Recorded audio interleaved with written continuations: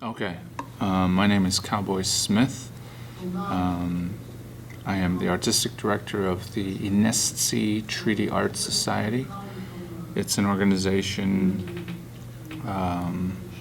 dedicated to creating awareness around Indigenous issues through the arts. And one of our projects that we've developed as a platform is Red Talks, which was just premiered this last weekend on Saturday, October 10th.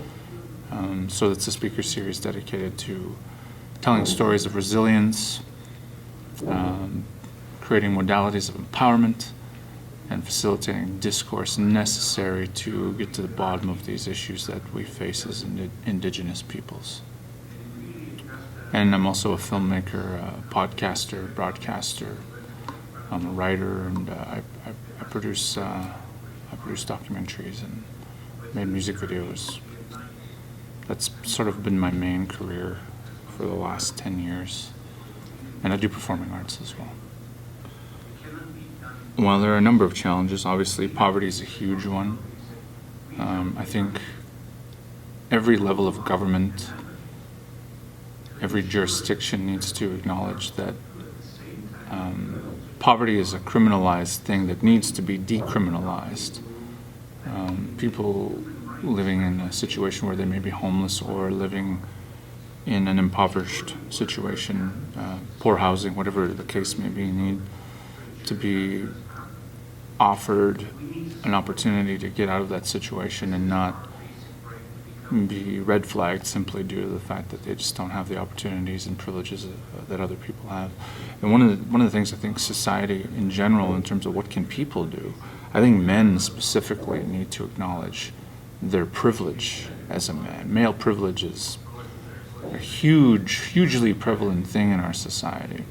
You look at politics, you look at even arts, you look across the board. Yeah, business, industry. It's mostly men, mostly older white men who are part of the primary establishment that 1% they always reference. But I mean, just in general, myself, I have to acknowledge my male privilege, just being a man in society. I can walk down the street and there are less chances of me being attacked or targeted or abducted, even murdered. Our Indigenous women are the most vulnerable in this society.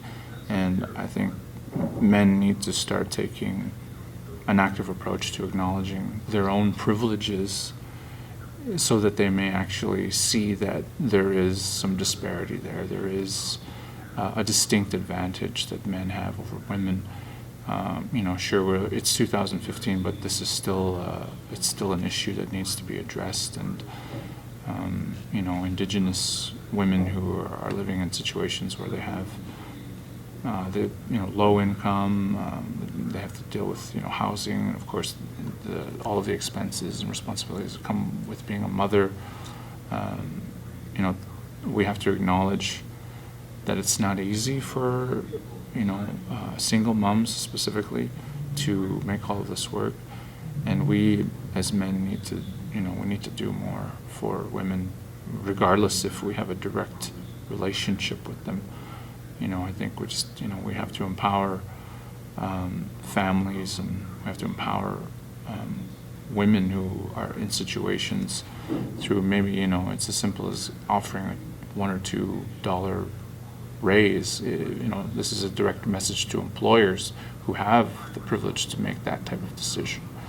Because one thing about mothers who are working in both the private and public sectors, they're motivated to succeed, they're motivated to do well, they're motivated to keep their jobs because of the responsibility they have as mothers who are responsible for the well-being of their children.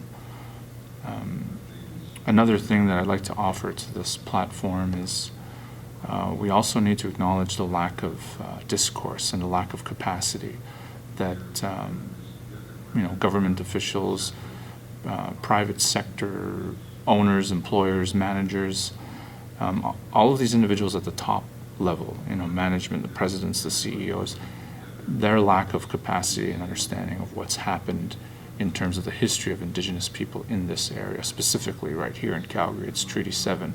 Up north, we've got Treaty 6 and Treaty 8, Treaty 4. to the east, and so on and so forth.